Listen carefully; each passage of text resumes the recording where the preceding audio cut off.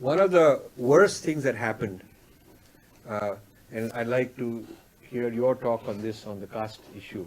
Yeah, one of the, which is mentioned here, but I want to hear him.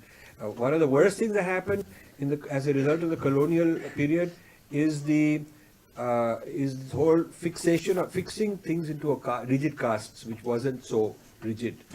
And this is done. It's explained here how Lord Risley, he was a racist, very well-known racist. In Europe, after Darwin comes up with the theory of evolution, some people take Darwin's idea and start talking about human races being less evolved and more evolved. Even though Darwin did not want to apply it that way, he was talking about plants and animals and how they evolve and all that. But some people started saying that the Africans are less evolved, Europeans are more evolved, and so on. So this evolution of races what became known as race science. It was a science taught in European universities called race science. It was considered a branch of science.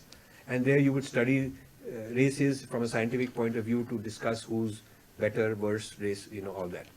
And Lord Risley was a race scientist who was appointed to be the Census Commissioner of India. So his job was to come up with the census of India using the framework of race. Okay, so this framework of race that Risley did in 1881, 91, 2000, 1901, like every 10 years there was a census. So he started listing the different jatis, and he called them castes. Casta is a Portuguese word, it's not even a Sanskrit word. So he referred to them as castas or castes, and he took all the jatis, made his own judgment on who he thought is more superior and who's inferior, based on who resembled more some Europeans, who was closer to them, or who was better off in terms of economic strata. So he made his own hierarchy, and in his first census report, when he's writing his comments in the beginning of his census report, he says that some of these people are so ignorant they don't even know which caste they are. I have to tell them which caste they are. Yeah, because the head of the jati would say, we don't fit in your framework. We can't tell you how many people are here, there. We can't even relate to this. It was a foreign framework forced on them. But gradually, people started complying with this colonial lens of caste framework, because this is how you could get facilities from the government. You had to be included in the government naksha, in their map. You had to be included somewhere. You had to fit somewhere, and then you could get the facilities from government, whatever the government facilities were, because the British were running the government. So if you wanted any facilities, you can't be an outsider to it.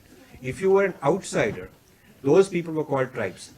So even tribe is a kind of a very prejudiced term. We should not use some jatis. We should not call them tribes. Tribes is also a colonial term for people that they were not able to quote civilize. Those they could bring into their framework and put them in a hierarchy of your upper caste, lower caste, this one, that one, that one. Those are called castes, and then the others are called tribes. And they also had this Criminal Tribes Act, because some of the tribes would fight by what today would be called terrorists. They would fight for their homeland. They did not want British cutting the forest and building railways and so on. They felt that the British are disrupting their economy, their ecosystem, and so these tribes, or so-called tribes, these communities living in forest areas would, sabotage some convoy and all that, and they were considered very terrible people, and so they were called criminal tribes. So the Criminal Tribes Act said that any member of one of these tribes is a criminal by birth.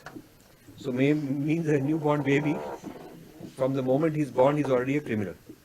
So they were subject to Holocaust. We don't genocide. We don't talk about these things. Thugs. We've accepted the word thug as a pejorative, but it's a jati. There's nothing pejorative about them. It's like Patel or Malhotra or Kapoor or Smith or whatever. It's just a community. But the British characterized them, branded them as a criminal tribe and among the worst. And so after enough usage, the word thug became we also accept it as, if somebody's a thug, it means that he's a criminal kind of person. But it was just the name of a community. So this whole casteization of India is being blamed. Now the worst thing is that they start blaming the Indians for it. So after creating this, then they're saying this is part of your heritage and you guys are caste or casteist and all that. But actually this has been imposed on us. So what would I do? I would remove all privileges based on collective identity, like caste, and I would give privileges based on individual need and individual merit. So if a person is poor, he's poor. He needs help. If a person is physically disabled or in some underprivileged situation, and there has to be a criteria for what constitutes, being underprivileged. So anybody who's underprivileged as an individual needs help. It has nothing to do with his fathers, great fathers, and the rest of the people in his caste, because you can have billionaire Dalits also, and you can have poor Brahmins also. In fact, you do. So it has to be, once you shift this emphasis from caste-based privilege to privilege based on individual need, then you also dismantle the whole caste vote bank kind of structure, because then, rather than giving vote to a political bank who's going to look after your whole caste, that no longer would be the case. So these are very big sweeping changes. If they are ever going to happen, it will take a lot of courage from your people.